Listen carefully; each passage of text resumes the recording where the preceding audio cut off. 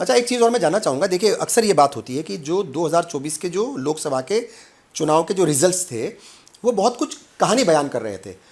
200 plus NDA, 200 plus India block, ठीक है साहब, वो कुछ सीटों का अर्क फर्क था। अगर नीतीश कुमार इंडिया ब्लॉक का हिस्सा होते, ये सवाल अक्सर पूछते हैं, तो क्या अगर मतलब, नीतीश हाँ, कुमार इंडिया ब्लॉक का हिस्सा होते तो भारतीय जनता पार्टी सत्ता में नहीं आ रही थी, मोदी प्राइम मिनिस्टर नहीं बन रहे थे। ये मानते हैं आप भी? एकदम।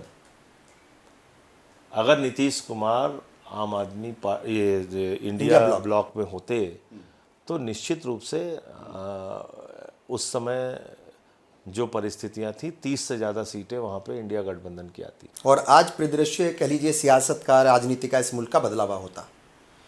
हाँ बिल्कुल, कम प्रधानमंत्री नरेंद्र मोदी से और भारतीय जनता पार्टी की नफरत की राजनीति से देश को छुटकारा मिल जाता। तो इसकी जिम्मेदारी आप किसको मानेंगे, या मतलब इसका विलेन किसको मानेंगे कि वो नहीं है? क्योंकि इसमें कोई ना कोई तो, देखिए ये भी सच्चाई आप जानते हैं कि किसकी वजह से नीतीश कुमार बाहर हुए या उनको बाहर होना पड़ा। इसको नीतीश कुमार जी से पूछिए।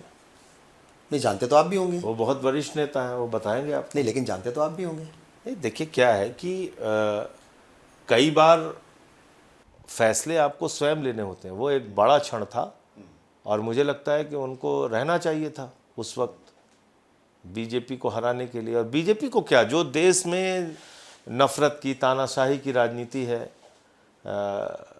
तो उसको हराने के लिए उनको साथ में रहना चाहिए था। आपको लगता है कई बार कांग्रेस जो है वो थोड़ा सा अड़ियल रवैया अपना लेती है, अड़ियल रुख की वजह से फिर नुकसान उठाना पड़ता है दूसरे लोगों को भी, और मतलब जो है ऐसे लोगों को जो नफरत की सियासत को सपोर्ट नहीं देखिए करते? इसमें तो कोई शक नहीं है, ये तो करते हैं वो लोग। उनसे बात करना मुश्किल हो जाता है, उनसे कोई चीज़ को तय करना मुश्किल हो जाता है, ये तो होता है। ये होता है, और ये सुधार की ज़रूरत है आप कह रहे हैं? वहाँ पे करना चाहिए उनको, अगर अपना गठबंधन चलाना है तो करना चाहिए।